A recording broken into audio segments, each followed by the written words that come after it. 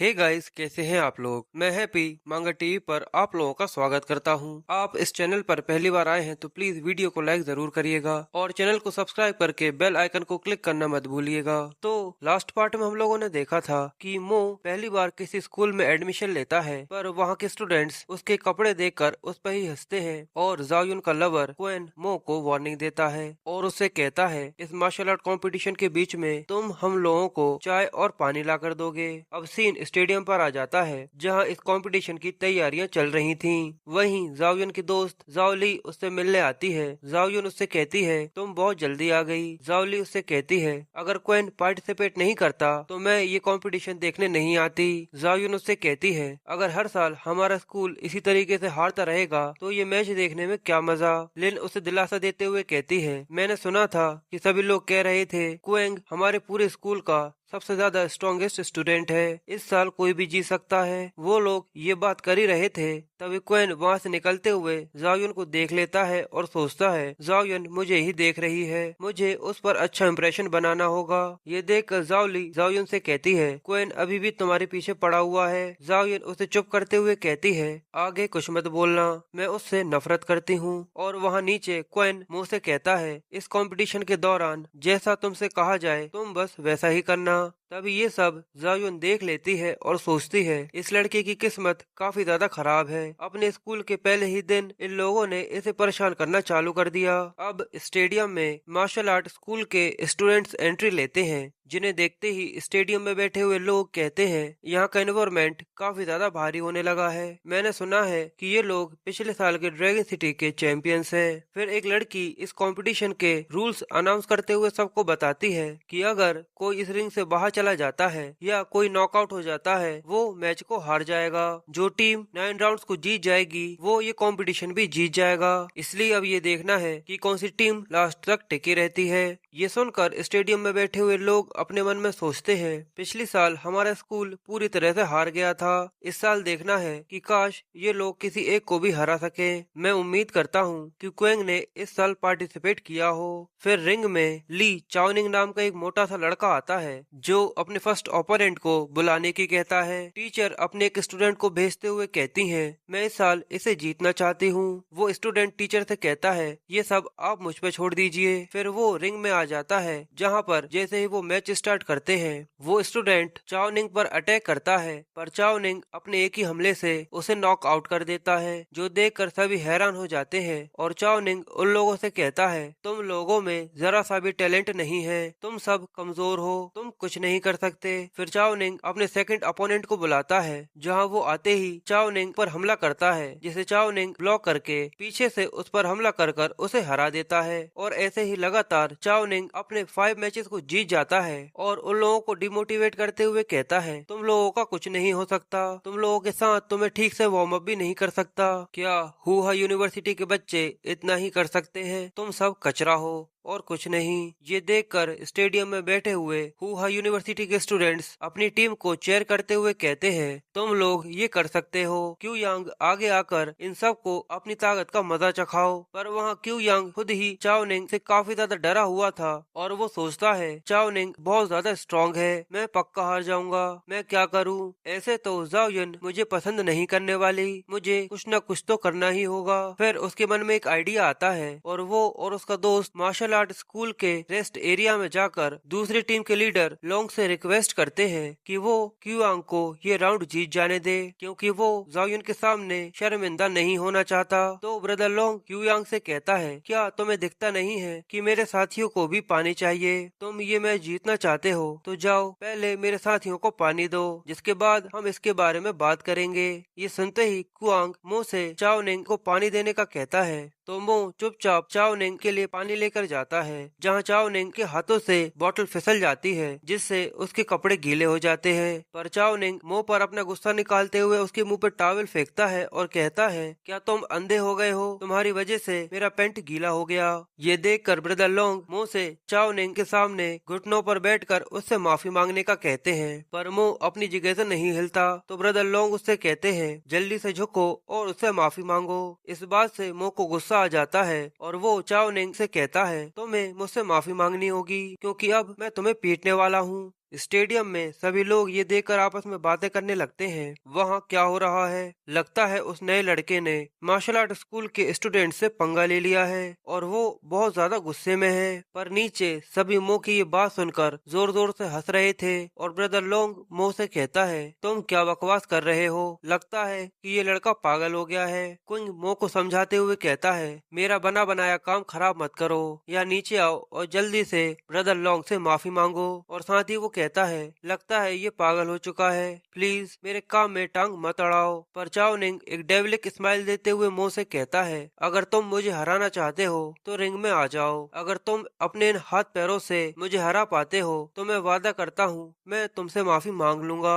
पर तुम्हारे इस कमजोर से शरीर को देखकर ऐसा लगता है कि अगर मैं तुम्हारे ऊपर पेट रख दूं तो तुम ऐसे ही खत्म हो जाओगे। फिर अनाउंसर ये देखकर कहता है, किसी ने ये नहीं सोचा था, पर स्पोर्ट डिपार्टमेंट ने अपना नया कंटेस्टेंट भेजा है जिसका नाम। तभी वो रुक जाता है और टीचर से मो का नाम पूछता है तो टीचर मुंह लटकाते हुए बोलती है, इससे क्या फर्क पड़ता है, वैसे भी वो हारने ही वाला है। और स्टेडियम में बैठे हुए लोग भी ये देखकर आपस में बातें करने लगते हैं कि स्पोर्ट डिपार्टमेंट को आखिर क्या हो गया है। अगर ये लड़का हार जाता है तो किसी के साथ स्विच भी नहीं कर पाएगा, मैं ये नहीं देख सकता। तभी मैच को स्टार्ट कर देते हैं तो चाओनिंग स्पीड में मो की तरफ बढ़ते हुए उसी गाली देकर कहता है, कमीने, मैं तुम्हें इतनी बुरी तरीके से पीटने वाला हूँ कि तुम बाद में मुझसे माफी मांगने के लायक तक ना रहो। पर तभी मो चाओनिंग को एक जोरदार पंच मारता है जो देखकर सभी लोग बहुत ज्यादा शॉक हो जाते हैं और यहाँ तक टीचर की तो आंखें बाहर आ जाती हैं क्योंकि चाओनिंग एक ही पंच में हार चुका था। और लोंग भी ये देखकर सोचता है, एक मूव, आखिर ऐसा कैसे हो सकता है? मो के एक पंच ने उसे हरा दिया। मो पूछता है कि अब आगे कौन है तो येन चेंग नाम का एक लड़का आता है और मो की तरफ बढ़ते हुए कहता है, मैं चाओनिंग से काफी ज्यादा स्ट्रॉन्ग हूँ, मैं तुम्हें हरा कर पूरी तरह से तबाह कर दूंगा।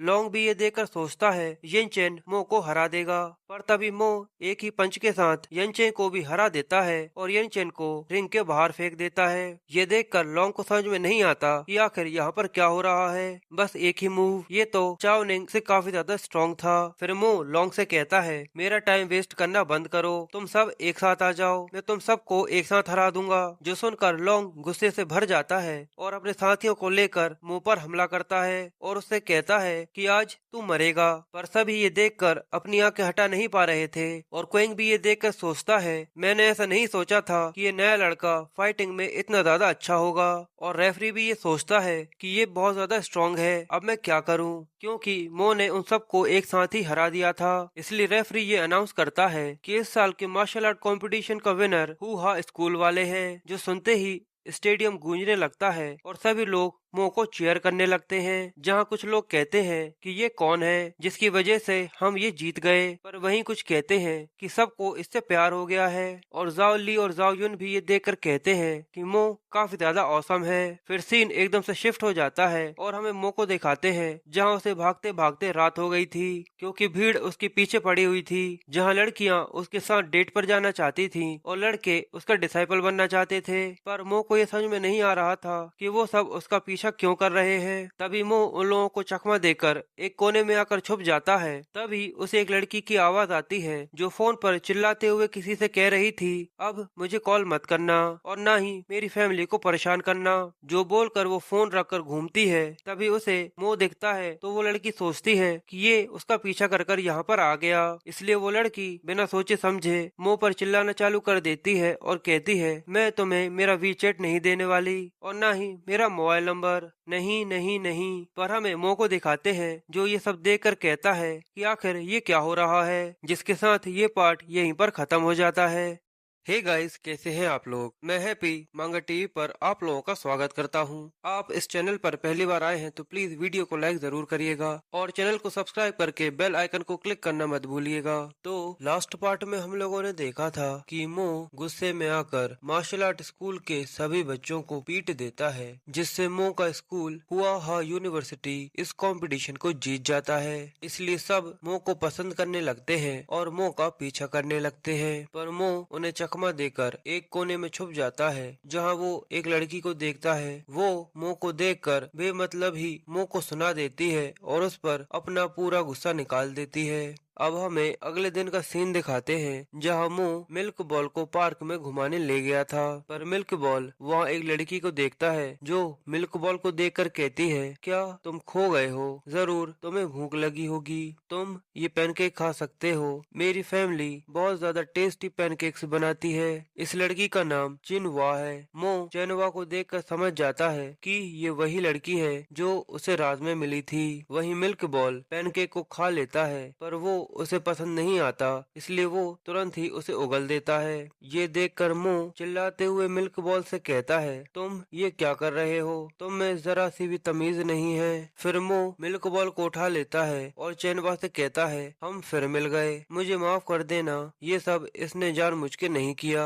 मिल्क बॉल बस पिकल्स खाता है। तभी चैनवा मो को टोकते हुए कहती है, तुम्हें अपने डॉग को बदल देना चाहिए और इसके बाद भी तुम मुझे परेशान करने की कोशिश करते हो, तब भी मैं तुम्हें अपना कॉन्टेक्ट नंबर नहीं देने वाली। मुझे यकीन नहीं होता कि तुमने मेरे पास आने के लिए एक छोटे से डॉग का इस्तेमाल किया, पर अब तुम मुझसे दूर रहना। जो बोलकर चैनवा वहाँ से जाने लगती है और मो चैनवा को देखकर कंफ्यूज होता है कि आखिर इस लड़की की प्रॉब्लम क्या है। तभी वहाँ कुछ गैंगस्टर टाइप के लड़के आ जाते हैं जिनके लीडर का नाम जियांग है। जियांग चैनवा को देखकर कहता है, मैं तुम्हें ही ढूंढ रहा था, तुम मुझे मिल गई। फिर वो चैनवा को डराते हुए कहता है, कल तुम्हारी हिम्मत कैसे हुई थी कि तुमने मेरा फोन काट दिया?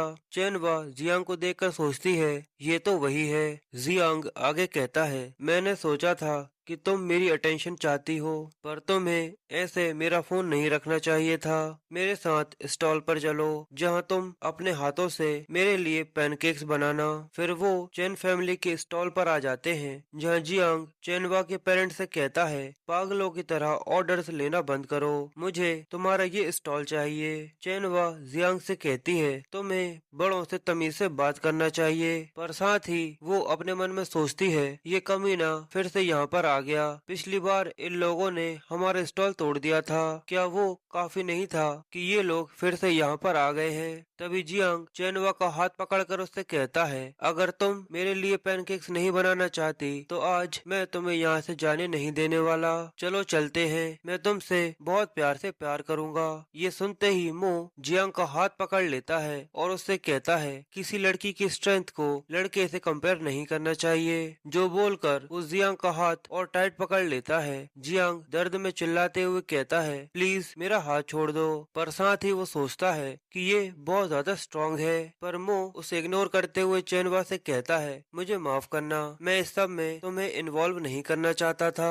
ये देख जियांग गुस्से में मो को गाली देते हुए कहता है, तुम्हारी मुझे इग्नोर करने की हिम्मत कैसे हुई? फिर वो पीछे की तरफ कूदते हुए कहता है, क्या तुम किसी राजकुमारी को बचाने वाले हीरो बनना चाहते हो? पर मो उससे कहता है, क्या तुम यहाँ पर पैनकेक्स खाने आए हो? मैं तुम्हारे लिए बना देता हूँ। ये सुनकर जियांग हंसते हुए कहता है, ये तुम्हारे बस की बात नहीं, क्या कभी तुमने कोई पैनकेक बनाया है? पर सामने मो पैनकेक्स बनाना चालू कर देता है और मो का टैलेंट देखकर जियांग का मुंह खुला का खुला रह जाता है। और चैनवा के पेरेंट्स भी ये देखकर कहते हैं कि इस लड़के ने हीट को पूरी तरह से अपने कंट्रोल में किया हुआ है और पैनकेक बनाने के सभी इंग्रेडिएंट्स बहुत ही ज्यादा इक्वली अमाउंट में डाले हैं। आखिर ये लड़का कौन है? चैनवा भी ये देखकर कहती है, मैंने अपनी पूरी लाइफ में इस लेवल के किसी इंसान को नहीं देखा जो इतना अच्छा कुक हो, ये तो काफी कमाल का है। तभी मो का पैनकेक रेडी हो जाता है और उससे बहुत ही ज्यादा खुशबू आती है। आसपास खड़े सभी लोग उस खुशबू से आकर्षित होते हुए कहते हैं, चैन फैमिली के स्टॉल से पहली बार इतनी अच्छी खुशबू आ रही है, चलो चलकर देखते हैं आखिर वहाँ पर क्या बन रहा है। जियांग भी इस खुशबू की वजह से बहुत ज्यादा शौक हो जाता है, इसलिए मो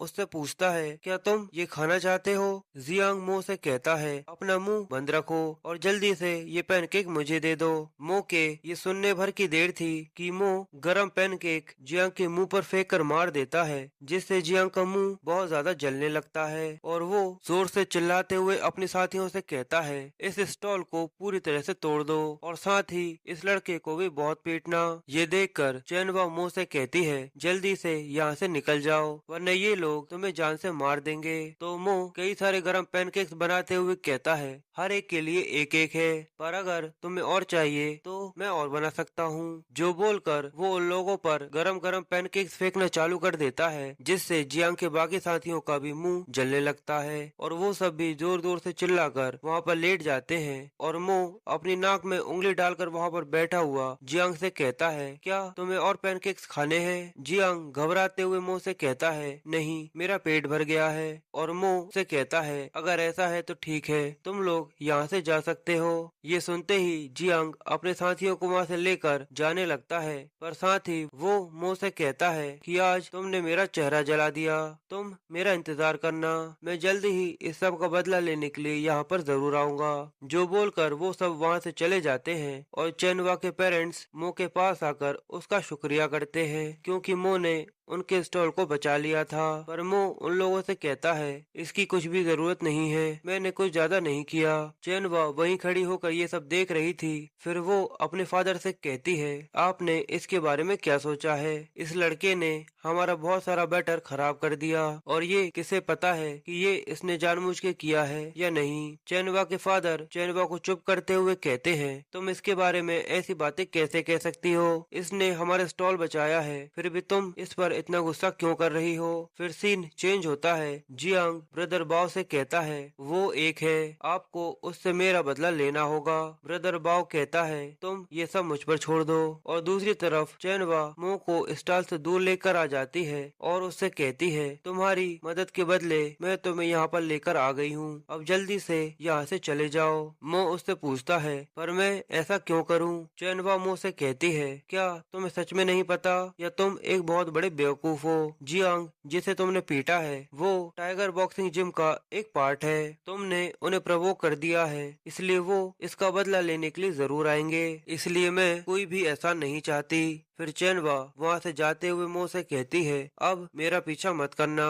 मो उसे देखकर सोचता है, आखिर ये लड़की कितना ज्यादा सोचती है। मैं यहाँ पर आ गया हूँ तो क्यों ना यहाँ पर स्वॉर्डमैनशिप की प्रैक्टिस कर लूँ। फिर सभी उसकी तरफ देखने लगते हैं, क्योंकि मो ने अपने पैंट में हाथ डाला हुआ था और वो अपने पैंट में से एक बहुत लंबी तलवार निकालता है, जो देखकर सभी लोग बहुत ज्यादा हैरान हो जाते हैं। और फिर मो अपनी तलवार घुमाते हुए कई सारी टेक्निक्स को परफॉर्म करता है, जो कि काफी ज्यादा कमाल की होती है। और इसी के साथ ये पार्ट यहीं पर खत्म हो जाता है।